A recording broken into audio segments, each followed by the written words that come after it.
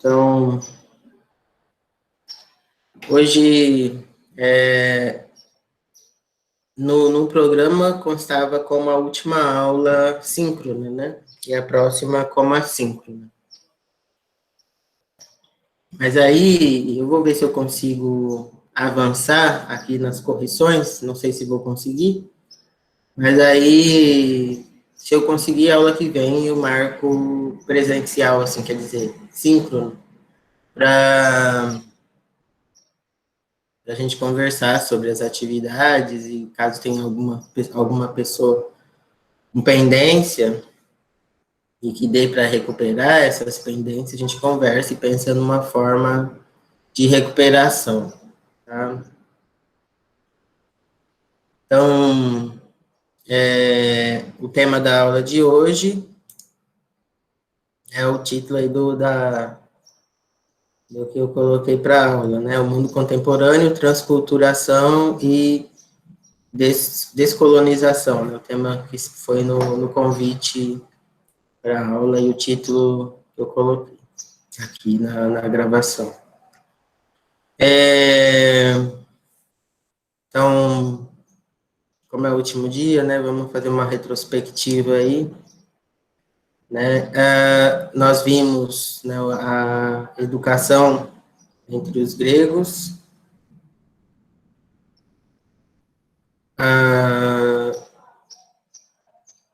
então, que era marcada pela paideia, né? Então, a ideia de formação do homem como um todo, né? Lembrando que é sempre do homem mesmo, porque a mulher na sociedade grega não estava incluída, né?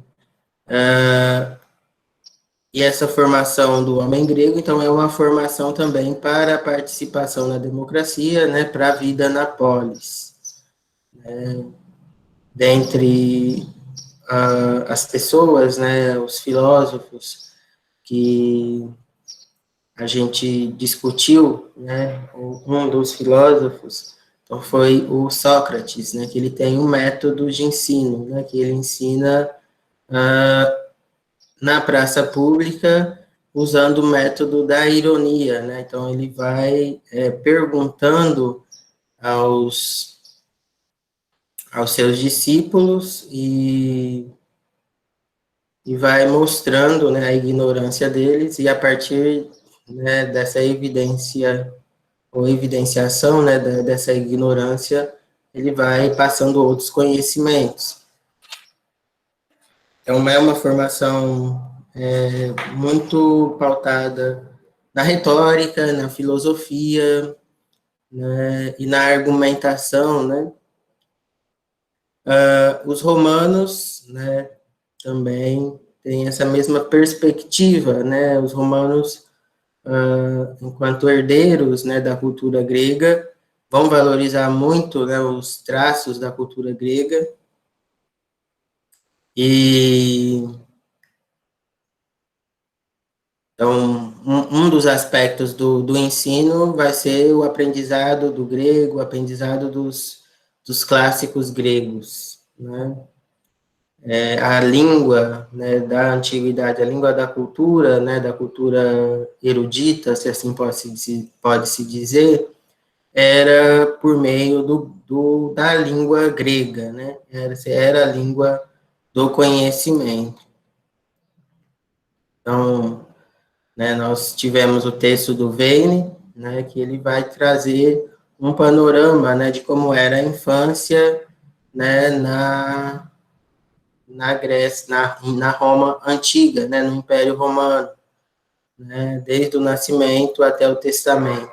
Então, existe uma série de traços do contexto romano que vai colocar algumas peculiaridades, né, para a educação romana, né, e para os desdobramentos dessa educação, né? Então, recebia a educação não necessariamente nobres, né? Então, havia uma escola romana, uma organização que permitia que outras pessoas estudassem, né? de classes diferentes desde que fossem adotados, né? Então, poderiam ter uma projeção dentro da República, né, e do Império Romano.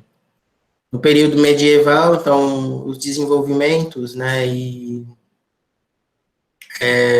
a educação do mundo grego-romano, que não era muito vinculada aos aspectos da religião ou dos mitos, embora houvesse, né, esse estudo, né, e esse aprendizado dessa parte, né, a religião não era algo tão central nessa educação greco-romana, né? No período medieval, né, então com as invasões bárbaras, né, no Império Romano, a organização anterior, né, que se colocava nesse mundo vai se desmontando, né, tanto politicamente, geograficamente, né, então os romanos deixam de ter a hegemonia, né, do mundo antigo, né, naquele momento, e o mundo romano vai se desfazendo e vai se reorganizando outras formas de educação, de governo, né, etc., que vai resultar em mudanças na educação. Então, uma das coisas que vai sobreviver do Império Romano, né, após as invasões bárbaras, né, os bárbaros enquanto não falantes do grego, por isso recebem esse nome, né? Uma das coisas que vai sobreviver vai ser o cristianismo, né?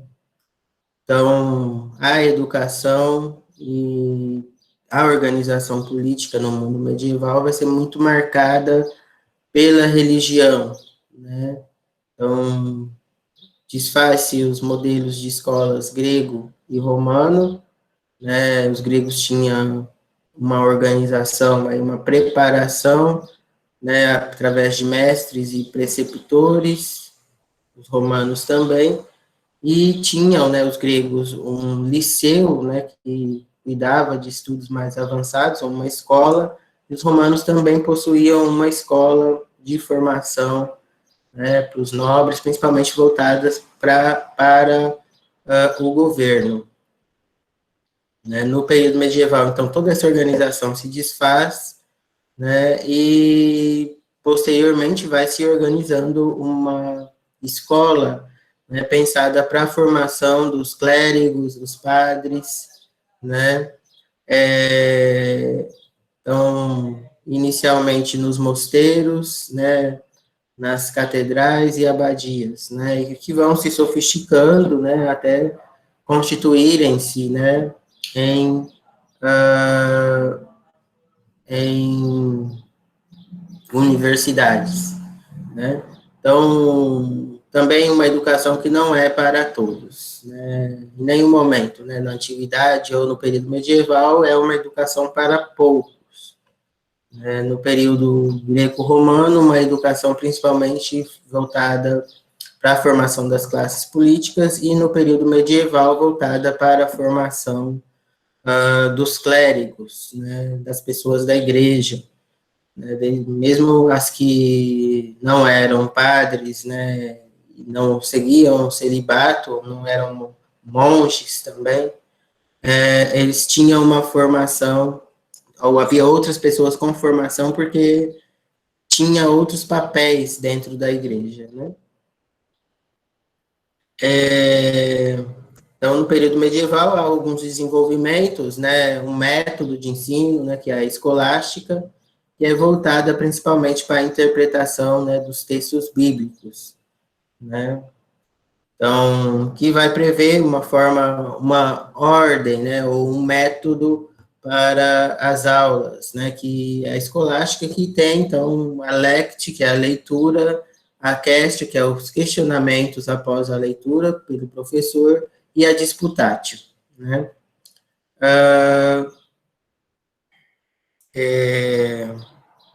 Então, após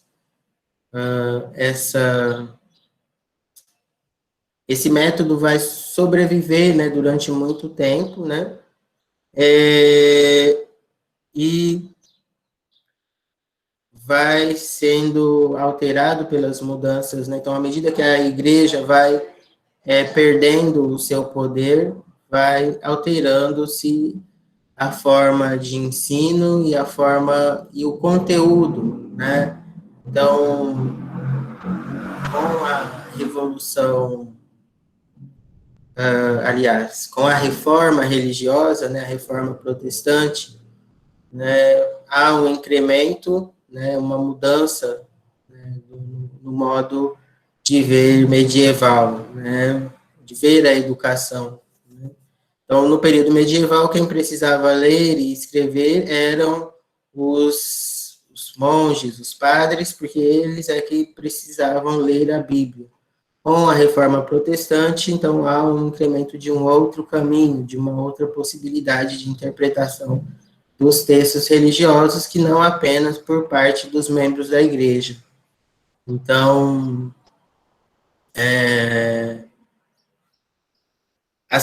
a reforma, né, vai propor que as pessoas interpretassem o texto bíblico, o texto sagrado, né, e não era a igreja a única autorizada a essa interpretação. Então, fazia-se necessário, né, esse aprendizado da leitura e da escrita para que todo mundo seguisse essa doutrina protestante, né. Então, há um incremento aí na educação no período pós-reforma protestante.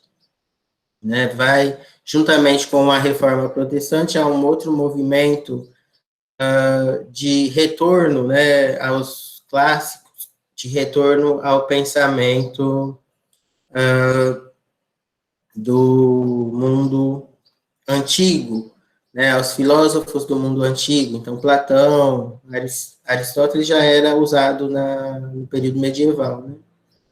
Mas Platão, Epicuro e outros filósofos, né, do período antigo vão sendo retomados, né, Cícero, vão sendo retomados no Renascimento, né, e vai haver um enfraquecimento das referências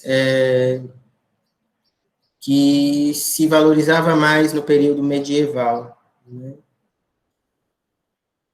que é os textos com base na fé.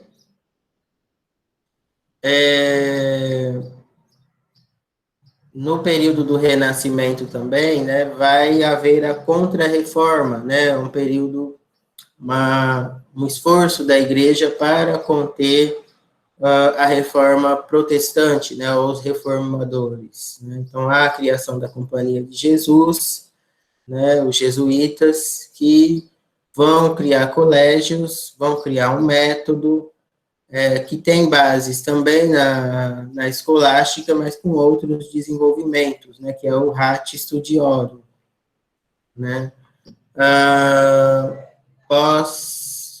Então, a criação, né, da Companhia de Jesus, vão se organizar colégios, né, e ainda, né, com muitas referências, né, do período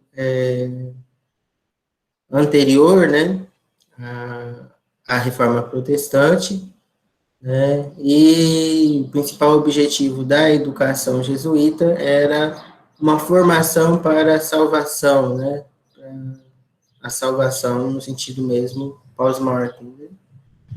Né.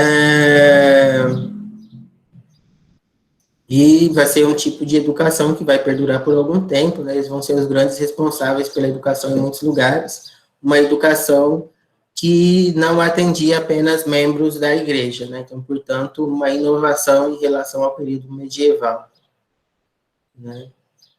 Então, há uma ampliação da educação, né, e do acesso à instrução no período renascentista. Né? Nessa mesma linha, né, acontece as revoluções burguesas, né, que vão alterar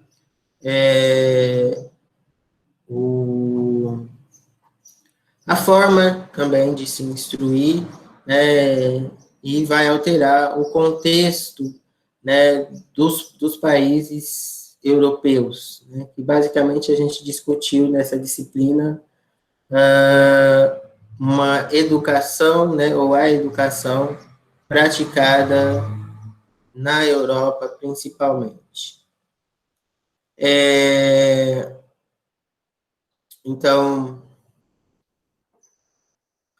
as revoluções burguesas, né, então, acontecem inicialmente nos Estados Unidos, Inglaterra e França.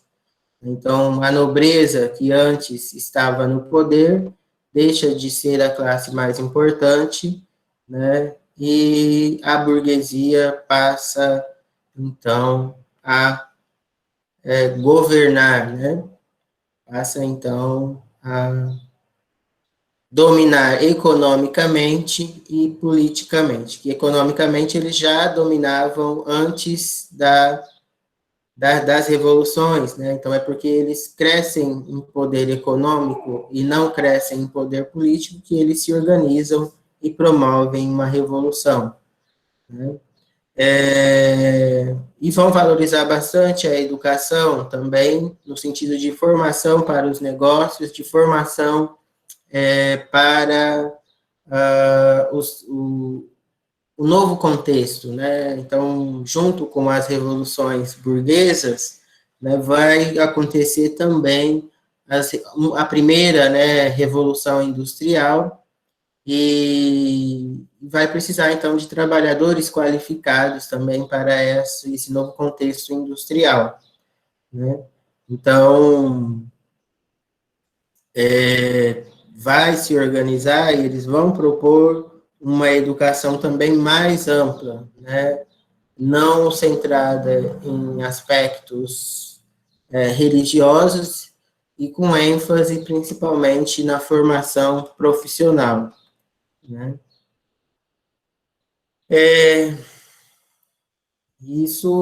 Esse modelo, né, de educação europeia vai, com o advento do colonialismo, né, da colonização, esse modelo vai se espraiar, né, vai se colocar para o resto do mundo ocidental, esse modelo de educação, né? Então, o colonialismo, né, os países europeus se deslocavam e controlavam, né, terras além do domínio do continente europeu, né, impondo nessas novas terras sua língua, seu modo de pensar e sua organização social, né? E, então, a educação se coloca também como elemento para controlar esse novo contexto, né, para controlar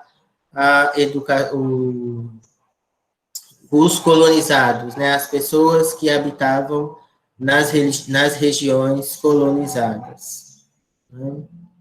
Então, nesse processo, né, do colonialismo, os jesuítas vão ser um instrumento importante para colocar os valores cristãos e os valores do colonizador, né? Então, vai acontecendo uma ocidentalização do mundo, né? Uma uniformização do mundo, né? A educação cumpria esse papel, né? E cumpria também, né, esse papel de docilização, né, do colonizado, né?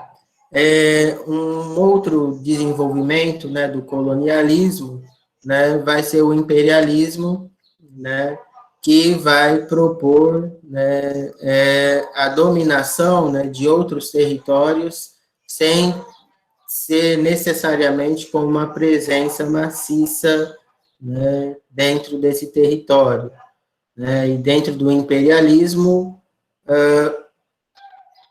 a exploração, então, se sofistica, né, então, vai ter outros mecanismos, né, principalmente mediados pelo capital industrial, né, e vai se dar, então, diferente do colonialismo que se coloca principalmente para as Américas, e para a Ásia, né, o imperialismo vai se colocar para a África e para a Ásia. Né?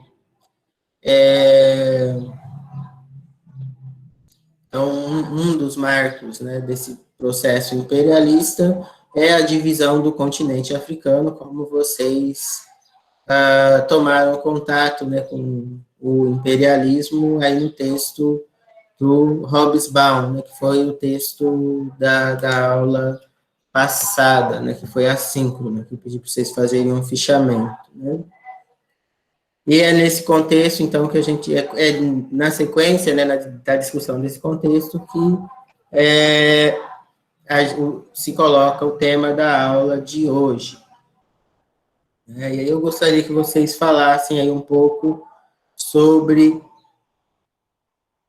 a leitura do texto que eu passei. Né? Então, eu coloquei para vocês um trecho do livro O Mundo se Despedaça, né, do Chinua Achebe, né, que é um autor nigeriano, é um texto de ficção, né, mas ele traz, né, ali muitos elementos, né, que retratam, né, esse processo do imperialismo, que também coloca um processo de aculturação, né, que o imperialismo se coloca como neocolonialismo, né, colocando, então, valores, né, do mundo do colonizador para o colonizado. Então, o que vocês destacam da leitura do texto do Achebe, do trecho que eu passei para vocês?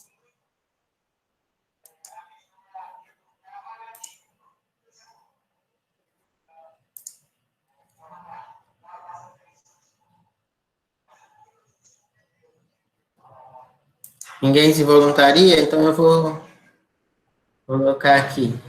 Eduardo, o que você destaca da sua leitura do texto? Bom dia, professor.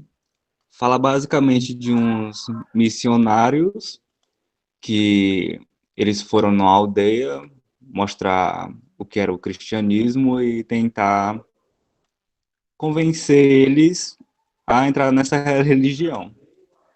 Aí nisso eles pediram uma terra lá para fazer uma igreja e tudo mais. E no começo os aldeões não aceitaram e lá eles têm tipo uma floresta maldita que enterra os mortos, tipo, como se dizer, como por doença ou algo do tipo. E eles acreditavam que nessa terra eles não sobreviveriam uns 4 dias, parece, vivendo lá.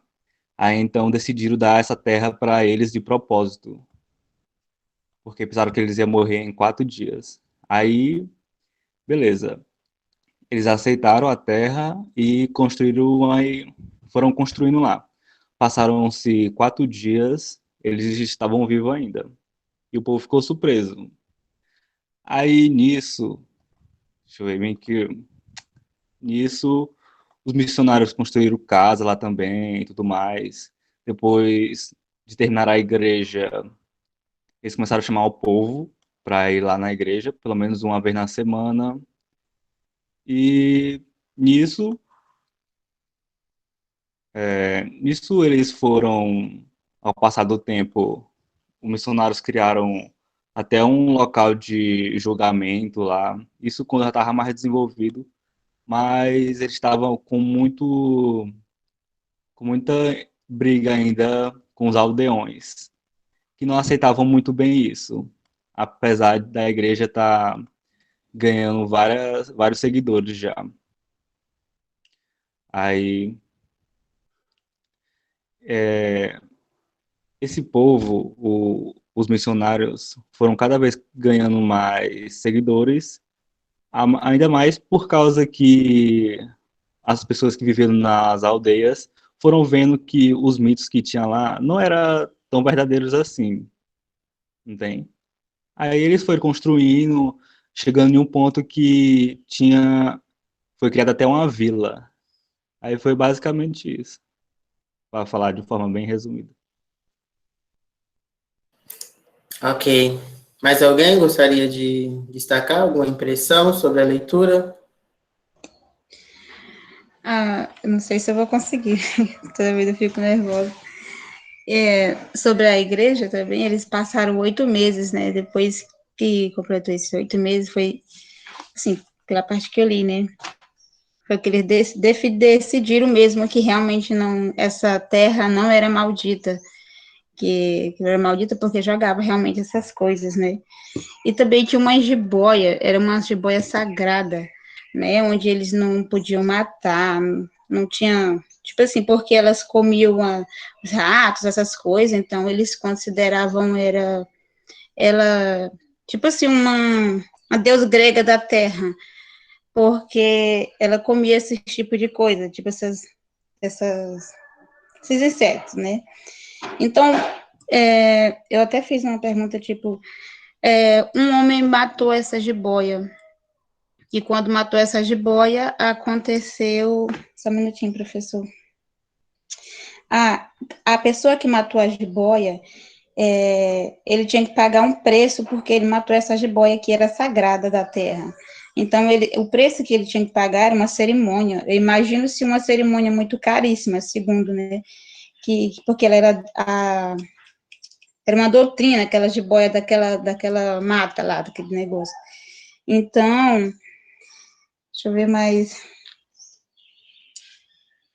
E nessa cerimônia, que era a cerimônia do... Como é que é, Jesus? Cerimônia do velório, a cerimônia do velório, que era destinada para essas pessoas. Só que eles não tinham pensado numa coisa, eu acho que tipo por escrita, para quem realmente matasse, porque isso aconteceu por tipo uma fatalidade, uma coisa assim, professor. Se eu for lembrar mais de alguma coisa, eu te falo.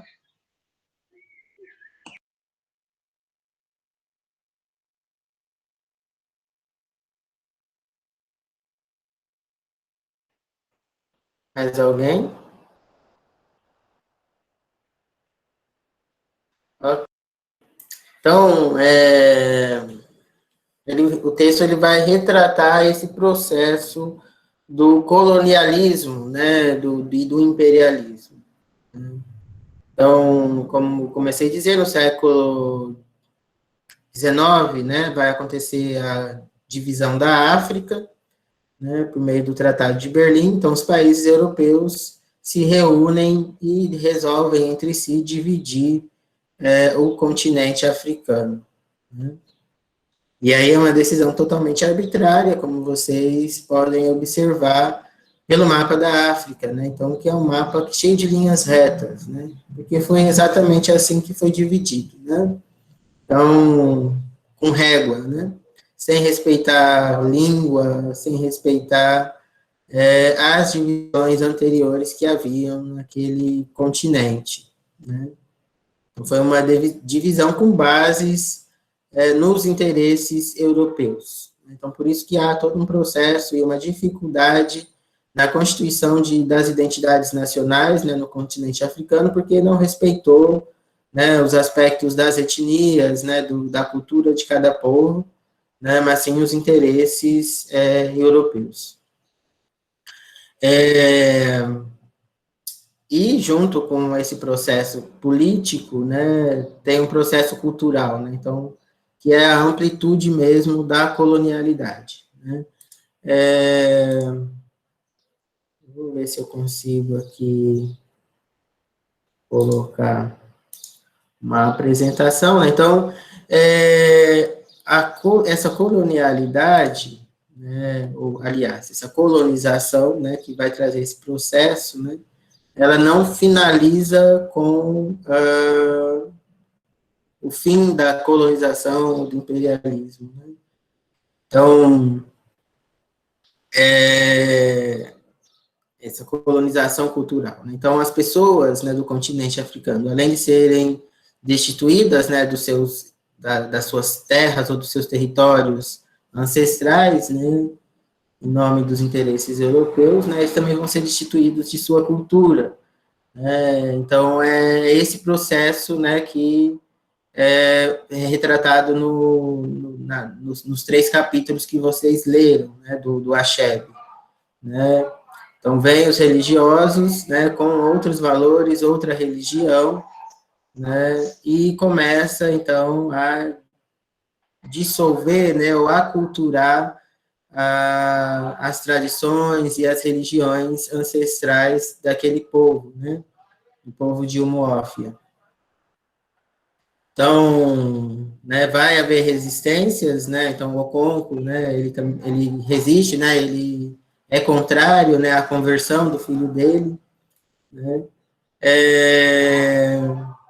e vão se ressignificando, né, e vão se desfazendo, então, as crenças anteriores, né, vão aculturando e colocando outras crenças, né, então, na situação relatada no texto é muito emblemático, muito significativa e simbólica, né, a apropriação, né, e o que vai, né, a apropriação mesmo da floresta maldita, né. Então, as crenças, né, então, e em relação a um animal também que é sagrado, né, as crenças vão, então, sendo alteradas, né, então, esse é um elemento do processo imperialista, né, e colonialista que se instala, né. E é um processo que não, como eu comecei a dizer, não se finaliza com a independência, né, dos continentes, aliás, dos países africanos, né. Então, assim como não finaliza no caso do Brasil, no caso da América, né. Então, nós temos valores, crenças, a língua e a cultura muito marcada por esse processo colonial, né. Então, no caso africano, né, do continente africano, isso também acontece, né. Então, as línguas, né, que se tem na África, né, muitas, né, são línguas europeias, né, muitos grupos falam línguas europeias, né, os países têm como língua oficial também línguas europeias.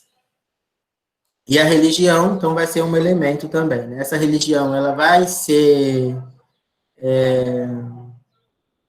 adaptada, né, até para facilitar a conversão das pessoas, né, daquele continente, então vão se misturar traços das religiões tradicionais, né, à nova religião, né, as religiões europeias, o cristianismo, né. Então, o cristianismo praticado em alguns contextos é muito diferente, né, do cristianismo, né, e das doutrinas praticadas em outros contextos, né.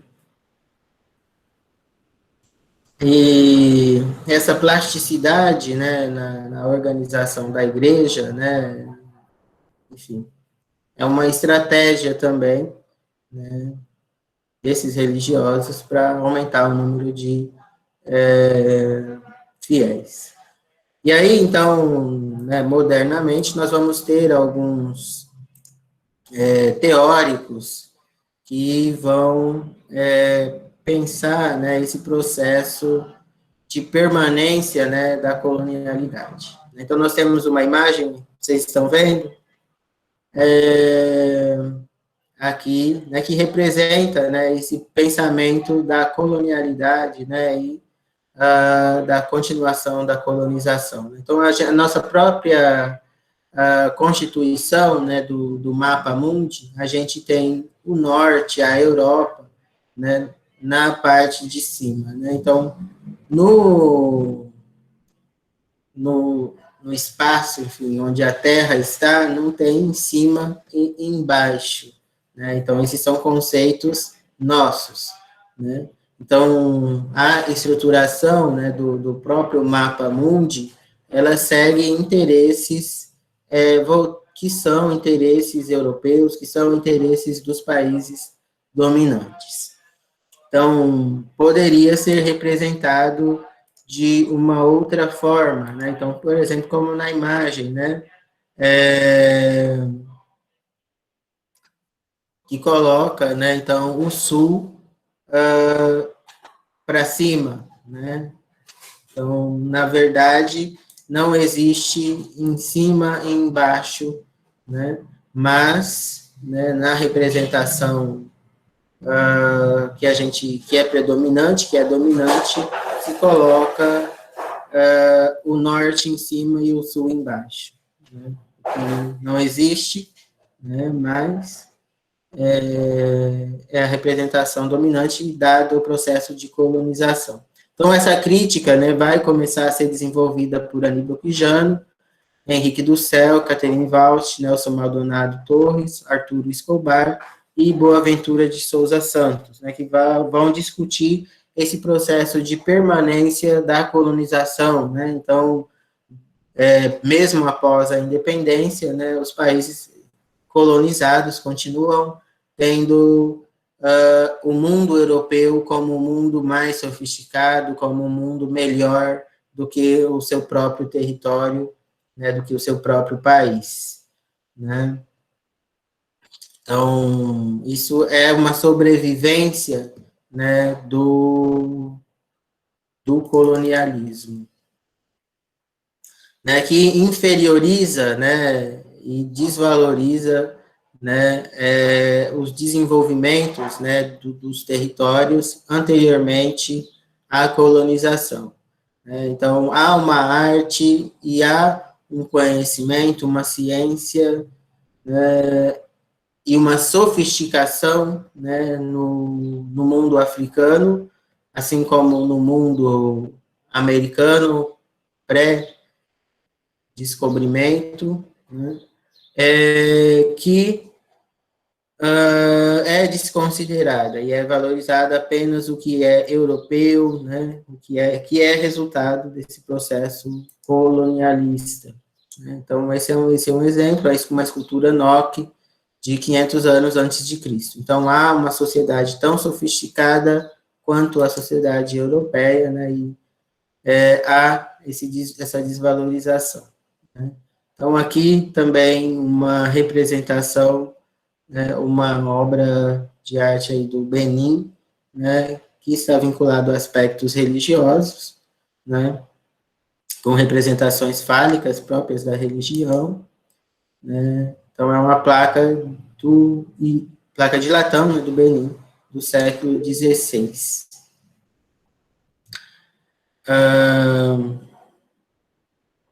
Então, aí vocês veem uma imagem, né, como eu estava dizendo,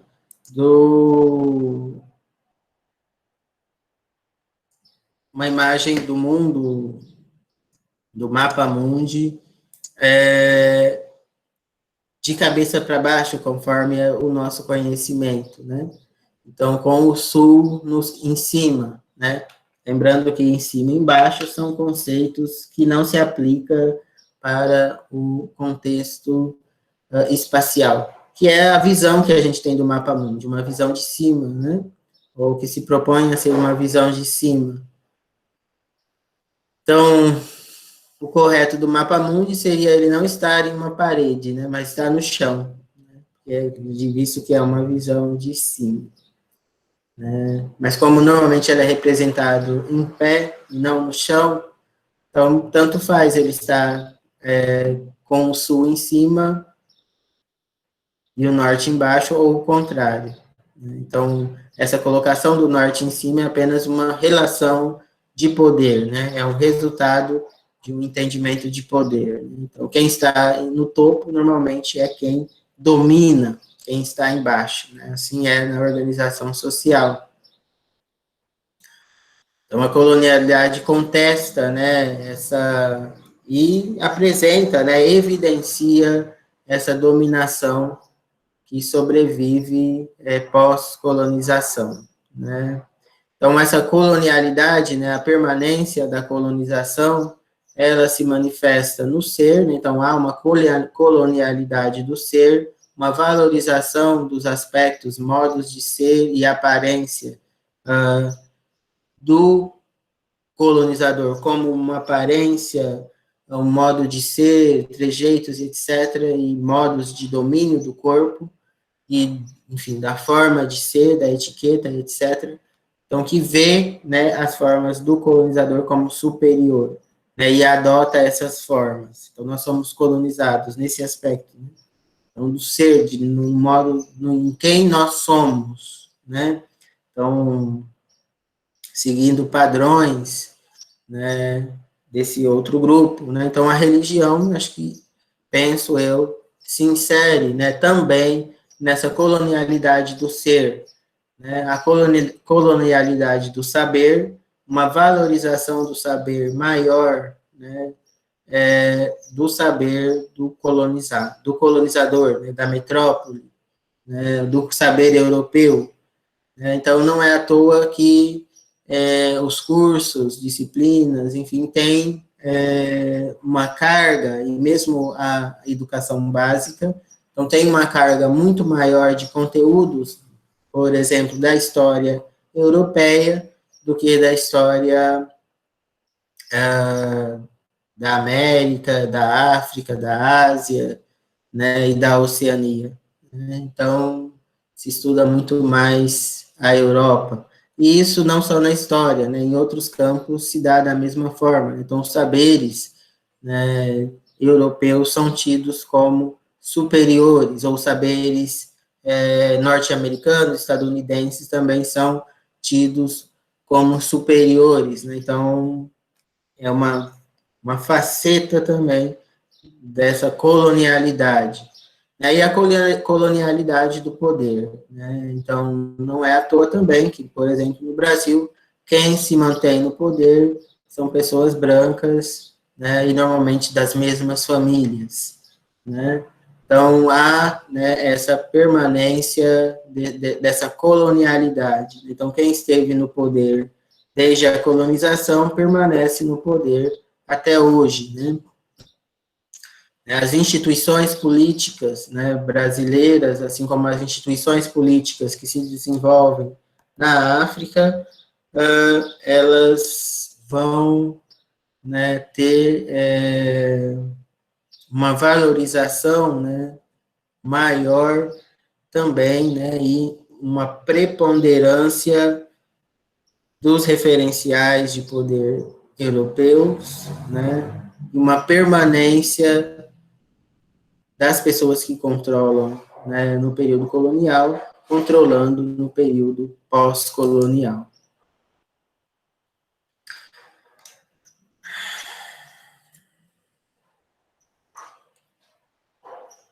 Então,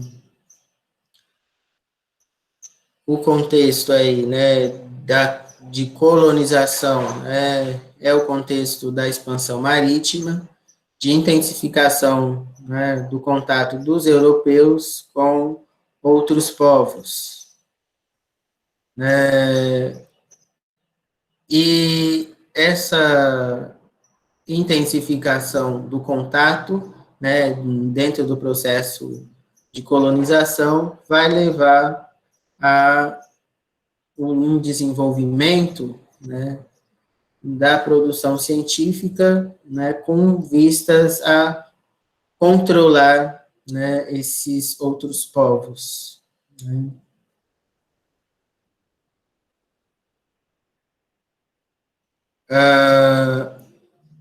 As representações sociais construídas também têm em vista inferiorizar os povos colonizados.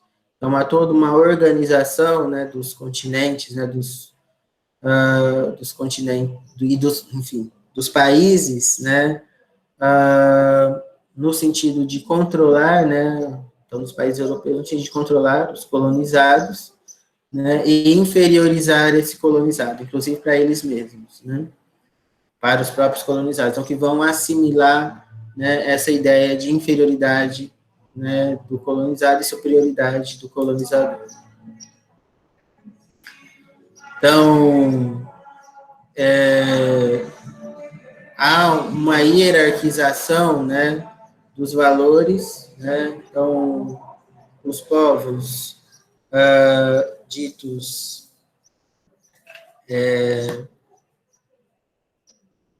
os povos colonizados são colocados como selvagens, né, sua cultura é tida como selvagem, e cria-se um pensamento evolucionista, né,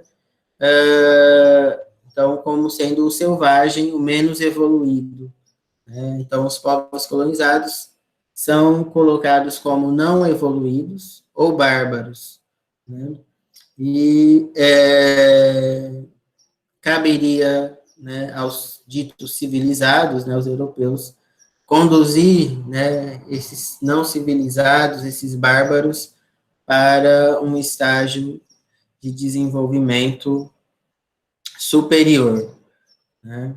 Então, esse pensamento evolucionista, hierarquizante, né, das culturas e dos povos, né, também vai servir de instrumento para controlar, né, mentes, corpos e territórios, né, dos colonizados. Então, um exemplo, né, dessa hierarquização, né, que se coloca, né, o que tem base principalmente então no racismo, é o exemplo da Saartjie Baartman, que tem um filme, inclusive, sobre ela, né, a Vênus Negra, então, ou conhecida também como a Vênus Hottentote. Então, ela era uma mulher da tribo Hottentote, e ela é trazida, né, para a Europa, né, para servir, né, como a cobaia, né, os estudos que começam a se desenvolver na Europa em torno da perspectiva racista, né, então de raça. Então, vão ser elencados, né, uma série de estudos, né, vão ser feitos uma série de estudos, né, de anatomia, então, para dizer que o negro, né, ou para reduzir, né, a humanidade do negro. Então, o tamanho da bunda, enfim, formato do nariz, né, uma série de outros elementos, né, vão se colocar nessa perspectiva racista, né? Então, ela é destituída de sua humanidade, né, e é colocada como objeto de estudo, aí, desterritorializada, né, retirada do seu território, né, e tratada como uma cobaia. Então, um aspecto aí do racismo também. O objetivo do discurso colonial é apresentar o colonizado como uma população de tipos degenerados, com base na origem racial, de modo a justificar a conquista e estabelecer sistema de instrução, sistemas de administração e instrução, né? Então, essa inferiorização, né, do colonizado, né, colocando o colonizado como incivilizado e degenerado, né,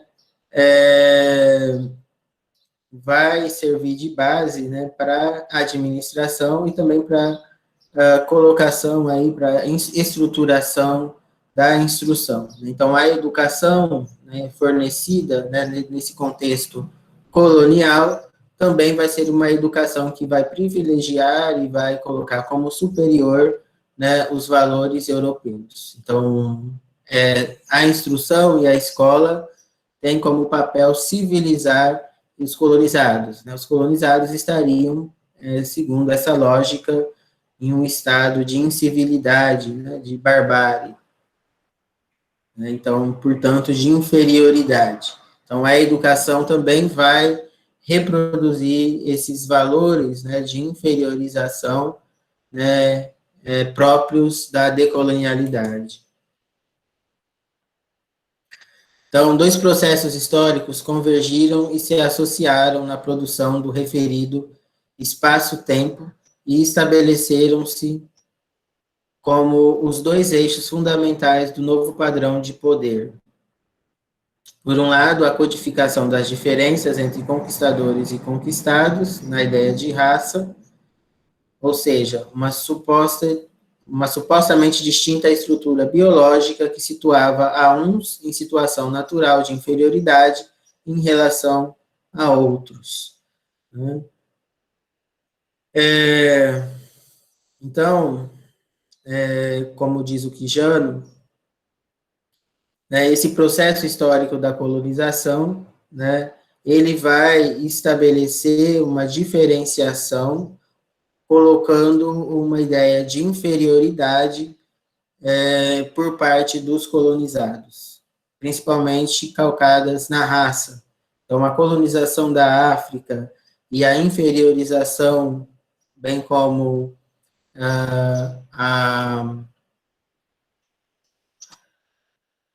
a deslegitimação, né, das religiões, né, de base africana, né, vistas, então, como não religiões, né, se colocam nessa perspectiva. Né? Então, o que é africano, o que é americano, né, americano como algo que é da América, né, é visto como inferior. Né? Então, a ideia de raça, ela vai se colocar tanto para o indígena quanto para o negro, né? Então, essa ideia de raça vai servir para a codificação, né, e explicitação dessa hierarquia colocada pelos europeus no processo de colonização. E vai ser também reproduzida nos processos educativos que vão ser inicialmente pensados, né, e liderados pelo colonizador, né, e que permanecem, né, muito de sua estrutura no processo aí pós-colonização, né, o processo de decolonialidade.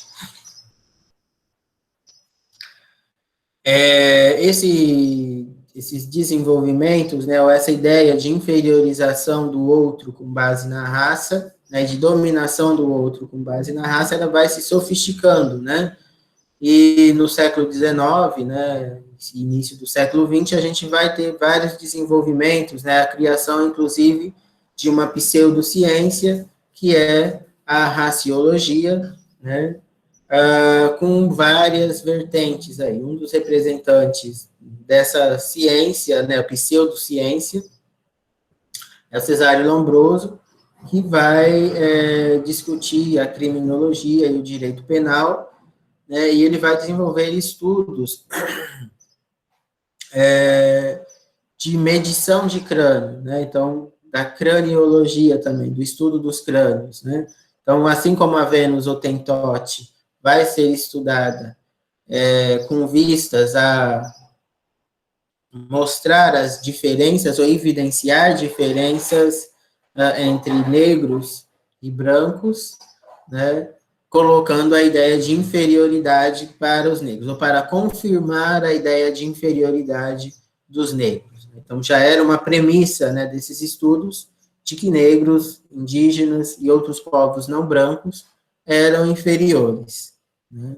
Então, a craniologia, ela vai também servir de instrumento para isso. Então, vai haver uma série de estudos de medição, né, dos crânios, e o Lombroso, ele vai fazer esses estudos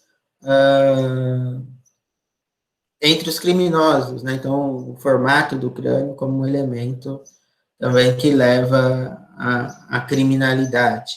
Então, a escola de Lombroso aplicava as técnicas da antropometria para contribuir, para combater a insegurança. O objetivo era identificar os criminosos segundo suas características físicas. Então, ele vai, né, trazer alguns elementos aí com base nos seus estudos na definição de delinquente nato, né? Então, como um agente criminoso. Então, com base na aparência física, seria possível determinar, né, segundo essa pseudociência, quem seria criminoso, né, delinquente. Então, a delinquência como origem no atavismo, né, e não desenvolvimento. Né?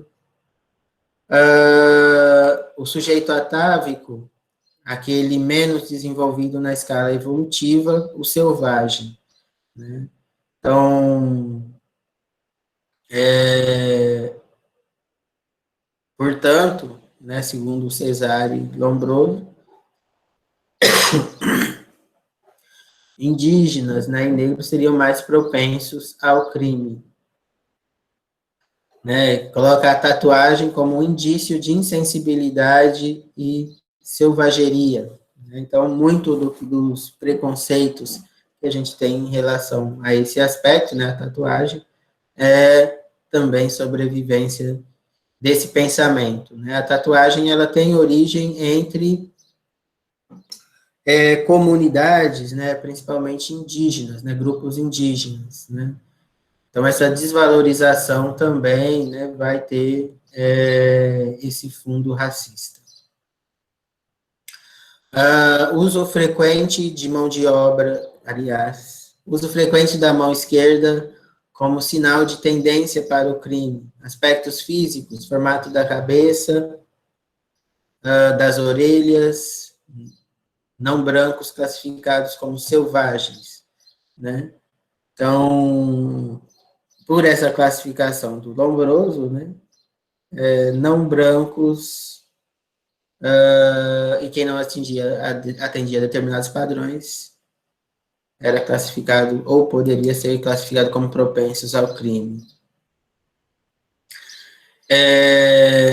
Como reverberação, né, dos estudos do Lombroso, né, nós temos teorias endocrinológicas, né, então, das glândulas, né, que explicavam as causas do crime a partir do estudo das glândulas, né. Então, a homossexualidade também como um aspecto dessa perspectiva aí das glândulas, essas teorias endocrinológicas. Teorias genéticas, né, estudavam o crime a partir de anomalias cromossômicas, né, então também a partir de uma perspectiva racista, né, e como elemento, né, dessas teorias genéticas, né, como resultado, a gente tem a eugenia, né, então a ideia de melhoramento das raças, né, então, a ideia de que há uma evolução, né, da raça humana e deve-se trabalhar para essa evolução, né, para a sobrevivência dos melhores. Teoria psicológica. Então, estudavam o comportamento do delinquente a partir do funcionamento do sistema nervoso, especialmente o cerebral. Portadores de necessidades especiais, né? Então, quem tivesse algum defeito, né, físico, né, a psicologia vai identificar como pessoas com tendência, né, ao crime, né? Então, isso como um elemento ou como um estudo que é posterior, né, ao pensamento do Cesare Lombroso, a consequência desse pensamento do Cesare Lombroso. Então, né, a etnia, grupo étnico, para as ciências sociais, em especial a antropologia, né, a noção de etnia emerge após a Segunda Guerra Mundial, em contraposição à noção biológica de raça, que as ciências da natureza consideravam inadequadas para tratar da diferença entre grupos humanos, grupo que tem o mesmo ethos, hábitos culturais semelhantes. Então, a ideia de etnia, né, a ideia de raça, né, pós a Segunda Guerra Mundial começa a ser contestada, né, diante do genocídio do povo judeu, começa a se contestar, né, então, a ideia de eugenia, de melhoramento da raça, que foi base, né, para a estruturação aí do sistema nazista, do governo nazista, e cria-se um outro elemento de diferenciação, né, um outro termo para diferenciar as pessoas, dado que elas não são, né, então, não são diferenciadas com base em aspectos biológicos, né, então, com base em uma raça biológica. A ideia de raça biológica não existe, né, então, isso foi apresentado pós Segunda Guerra Mundial, né? Em lugar da ideia de raça, se coloca a ideia de etnia, que, da mesma forma, tem um caráter muito parecido, né, com a ideia de raça, né? Então, quem que tem raça? O outro. Eu não tenho raça, quem tem raça é o outro. Então, o branco não tem raça, né? Não que eu seja branco. Mas, então, o branco, eu estou só ilustrando, o branco é o não marcado. Então, as pessoas, isso sobrevive até hoje, né? Então, as pessoas brancas, elas não são marcadas como racialmente, né? Quando você se refere a uma pessoa, por exemplo, você está conversando com uma outra pessoa, ela não conhece uma terceira pessoa que você está falando, né? Ou ela não sabe quem é, e aí você quer usar uma referência para explicar quem é a pessoa, né? Que ela já pode ter visto. Você não vai dizer, não, é um branco, né? Porque branco não é marcado racialmente, né? Então você pode dizer é um negro, porque o negro é visto como raça, né? Então os brancos são pessoas, né? E o negro não é uma pessoa, ele é um negro, né? É outra coisa, né? Então ele é marcado racialmente. Antes de ser uma pessoa, ele é um negro. Então, no caso étnico é a mesma coisa. Então, quem que é étnico? Não é o europeu, né? Então, eu não chamo terno e gravata de roupa étnica europeia. Em contrapartida, eu posso chamar, né, as roupas dos indígenas, dos povos tradicionais africanos, de roupa étnica. Então, étnico é o outro, né? O branco também não é marcado como etnia. Então, é o mesmo caráter, a mesma perspectiva de raça. A diferença é que raça tem um fundamento biológico, né? E hoje ela permanece como categoria sociológica, né? E com o histórico, né? E a estruturação, né, que é anterior a ela, que tem base biológica, né? E ainda calcado em elementos biológicos, né? Como a cor. Né? A etnia, então, ela vai ter uma outra base, que é a cultura. Né? Mas ainda é uma forma de inferiorização do outro. Né? Então, no colonialismo, né, acontece o controle, né, sobre território ocupado para explorar recursos humanos e naturais. Então, esse é o processo do colonialismo, né? Principalmente, então, estruturado, né, a partir da ideia do controle de recursos humanos e naturais. A colonialidade, então, é a dominação a partir da ideia de raça, né? Então, é um processo que é derivado do colonialismo, né? É um aspecto da colonialidade do poder. A escolarização, né, então, é uma herança colonial, né? Então, o Ivan Illich, ele vai propor uma sociedade sem escolas, exatamente por pensar a escola, né, e entender que a escola traz esses elementos da colonização, né, da inferiorização, do racismo, né?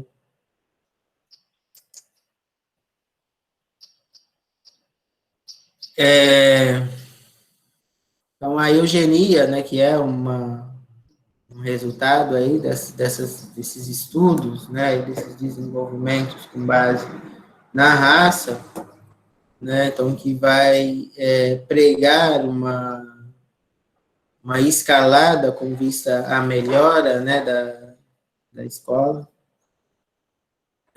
não, da raça, né, então isso vai reverberar na escola, vai reverberar na educação. Então, nós temos alguns intelectuais que vão ser marcados, né, por esse pensamento eugenista no contexto brasileiro da educação, né? Então, Fernando Azevedo, Anísio Teixeira, Lourenço Filho e Monteiro Lobato, né?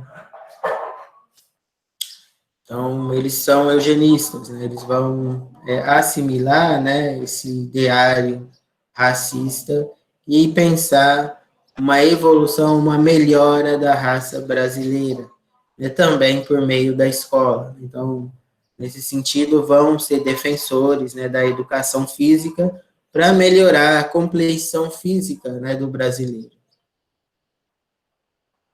E essa eugenia, então, na mesma perspectiva evolutiva, vai valorizar uma cultura europeia, né? Então, o padrão, né, o objetivo é chegar a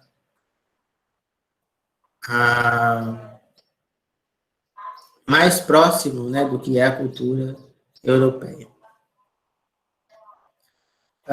As políticas públicas para impedir a atuação de professores negros no início do século XX. Então, é um elemento aí também do racismo e da eugenia, né? Então, uma visão do negro como inferior e, portanto, o negro não poderia ser professor, né?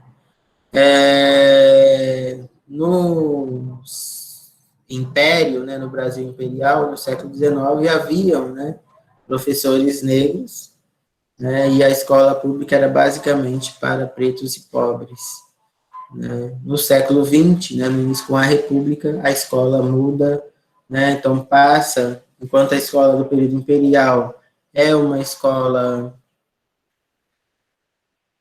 muito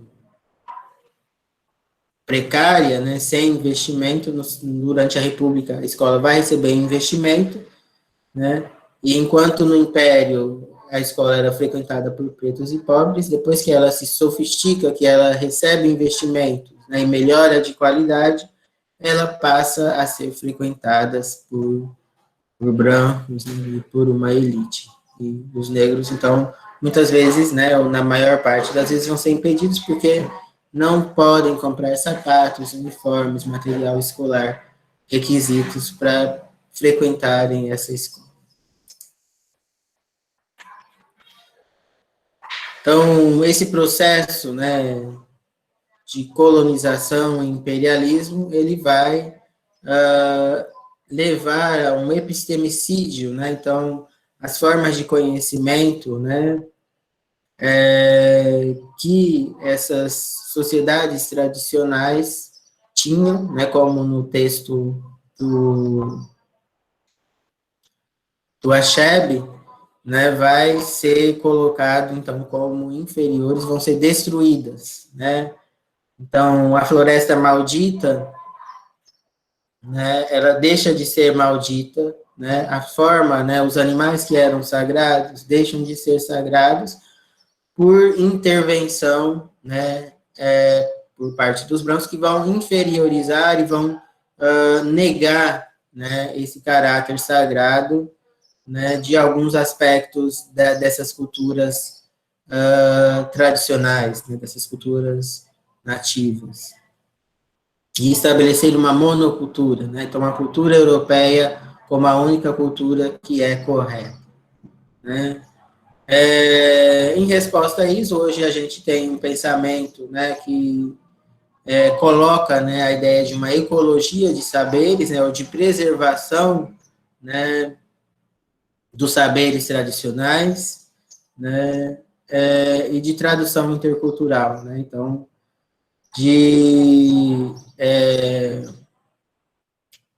na perspectiva de diálogo entre as culturas, né? Então, como resposta, né, a esse epistemicídio, há uma perspectiva de educação que que debate, né, a decolonialidade, né? Então, as pedagogias decoloniais, né, pensadas aí principalmente por Catherine Walsh. Então, decolonial, caminho de luta contínuo e construções alternativas, né? Então, construções alternativas ao colonialismo, né? Ou essa sobrevivência do colonialismo, né? Pensando, então, uma educação intercultural, né? Uma educação que dialogue com diferentes culturas, né? Então, uma perspectiva relacional, né? Ou seja, de intercâmbio entre as culturas, uma perspectiva funcional, né? Que seria de assimilacionismo, adequação de diferença às estruturas de poder, né? E uma perspectiva crítica de problematização constante do poder colonial. Então, nós temos, dentro dessa perspectiva intercultural, essas três vertentes: a relacional, que prevê a troca entre as culturas; a funcional, que prevê um assimilacionismo, né, e uma adequação das diferentes estruturas, né, ou das diferenças às estruturas de poder; e a perspectiva crítica, que problematiza, né, constantemente o poder colonial. Então, como dentro dessa perspectiva, né, da decolonialidade, né, nós temos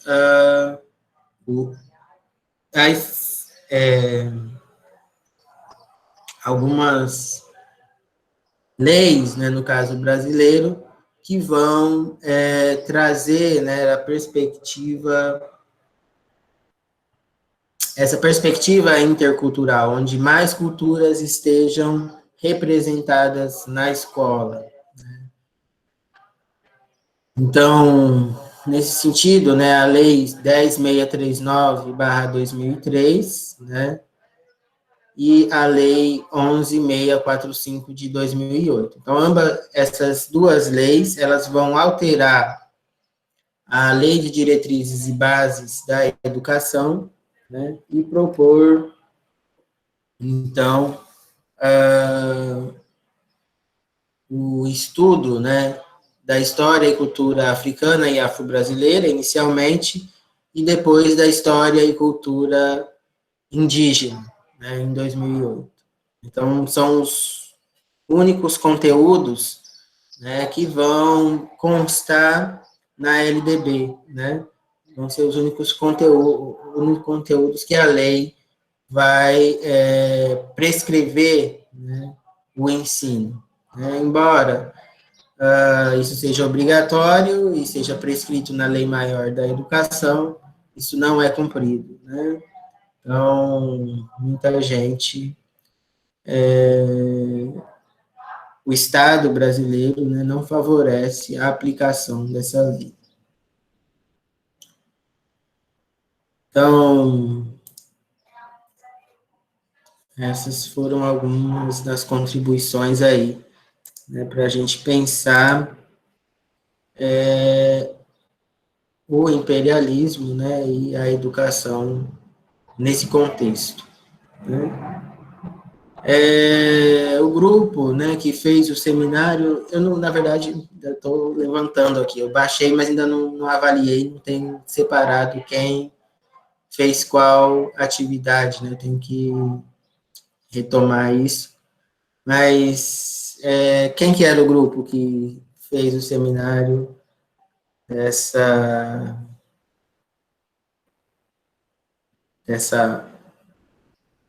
aula?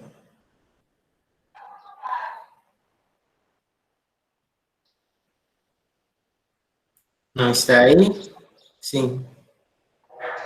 Foi o grupo 17, foi eu e a Milena, que no caso era eu, a Milena, Daniel e Juliana. Juliane ou é Juliana? Certo. E vocês também usaram, né, o texto da... Vocês chegaram a fazer a atividade, o filme, o vídeo? Sim, o vídeo, tentei, fiz um vídeo aí bem... Ai, nunca tinha feito isso. Não, mas sozinha, tive que me filmar também. Só que foi só eu e a Milena, o Edu, não é Eduardo, o Daniel e a Juliane não compareceram, a gente fez o grupo e tudo, você passou o contato dele para mim, mas não deu certo. Ok. Você gostaria de destacar alguma coisa que os textos trouxeram para vocês, da apresentação de vocês, sobre o conteúdo? Não, professor, até eu sei, mas eu fico tão nervosa que eu me atrapalho toda na hora de Não falar. tem problema, não tem problema. Se atrapalhar, não tem problema. É tranquilo, pode falar.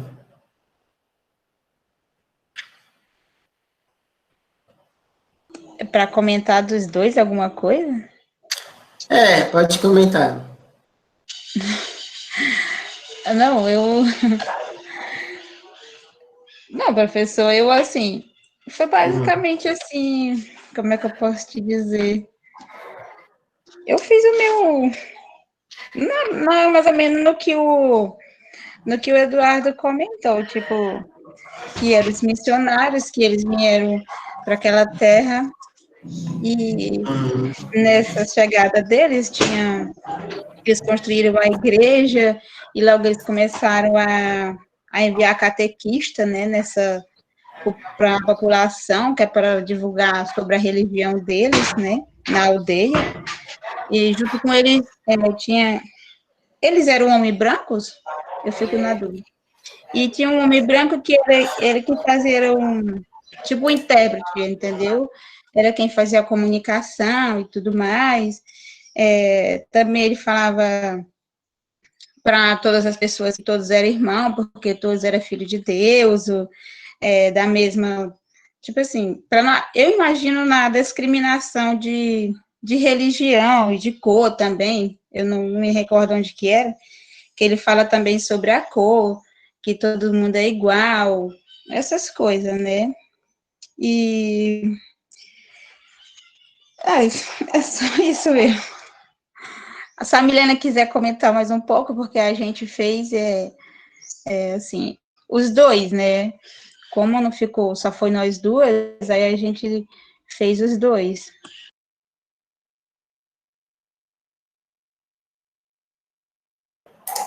A Milena tá aí? Tô, professor. Eu não tenho, assim, muito entendimento do texto, não, até porque eu expliquei no vídeo que eu li os dois textos, procurei um pouco na internet para me poder ter um entendimento melhor, mas eu não entendi muito bem para me poder passar algo para o senhor. Certo. Então, o outro texto é Saber é Poder, né? O texto que é um texto de uma revista, né? Um texto curto, 3 páginas. E, na verdade, o texto é um pouco menos, né? Ele tem uma bibliografia longa, né? Então, na verdade, são 2 páginas. Então, que ela vai problematizar também esse aspecto do poder, né? De quem domina culturalmente, né? E no caso ainda também do que é retratado pelo Achebe, né?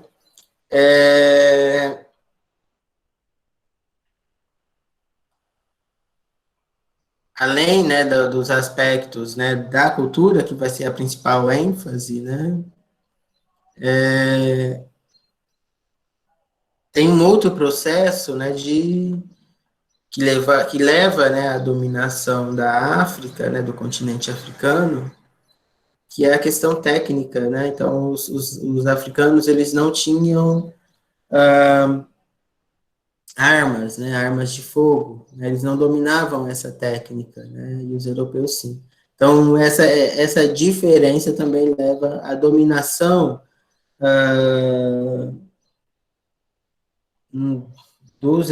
a dominação dos africanos pelos europeus, né?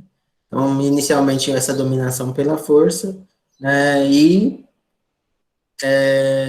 quando não possível, né, ela se sofistica, né, e se coloca pela dominação cultural. Então, a dominação cultural pela igreja, né, a dominação cultural pela escola, né? Então, a escola também cumpre esse papel, né, trazendo os valores cristãos, os valores que a igreja, ela, embora, né, seja desvinculada, né, da religião em muitos, posteriormente, né, hoje, né, na época ela não tinha essa desvinculação, né, na época ainda tinha o ensino, né, tinha muitas bases na religião, né, as escolas, né,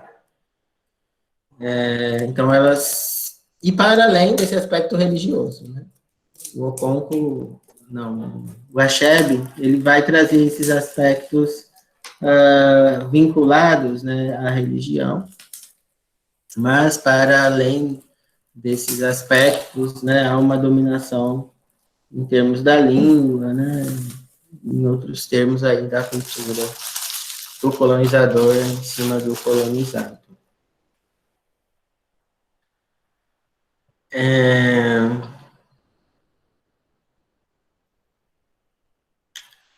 Algum outro comentário?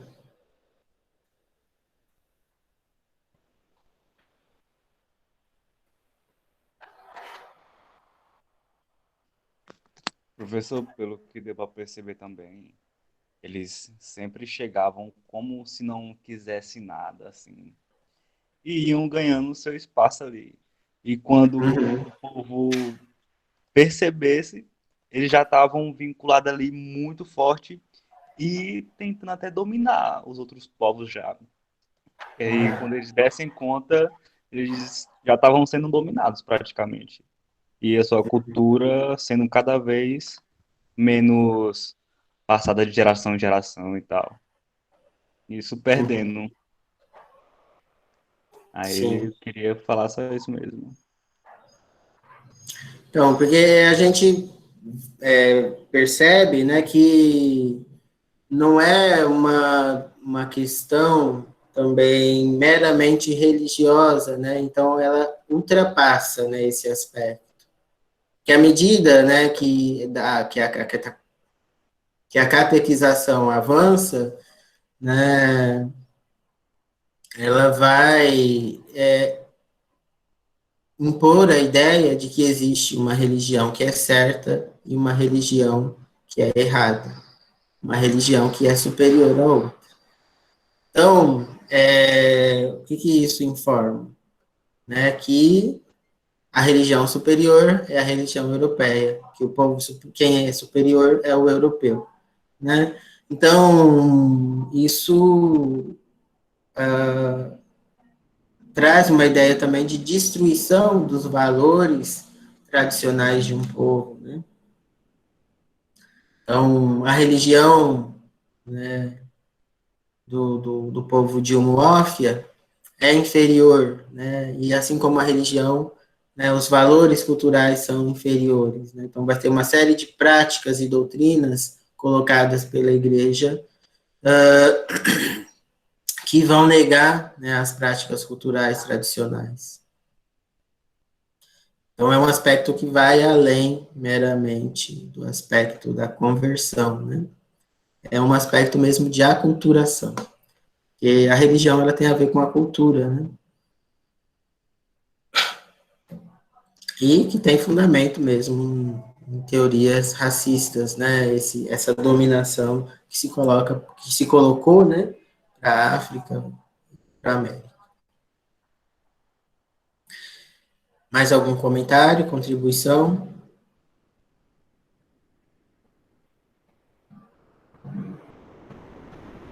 Certo. Então, para hoje, aí eu vou pedir que vocês façam um comentário, né, no Moodle. E aí, né, eu acho que semana que vem, aí se for para a gente conversar semana que vem, eu passo o link, mas eu acho que vai ser isso mesmo. né? Se for para a gente fazer uma avaliação, vou tentar fazer isso no Google Forms, e aí vocês fazem a avaliação, a autoavaliação no Google Forms, beleza? A autoavaliação da disciplina, a avaliação da disciplina, autoavaliação, né, e reflexão aí sobre o processo que foi esses 2 meses, né, que foi, enfim, esse semestre que durou 2 meses, né? Enfim, é isso. Certo, gente? Tem alguma... O comentário da aula de hoje é sobre a aula. Eu vou colocar o vídeo depois, né? Que a aula discutiu o texto e além do texto, né? Então, para vocês usarem também o texto, né? Mas pensarem o que foi debatido na aula.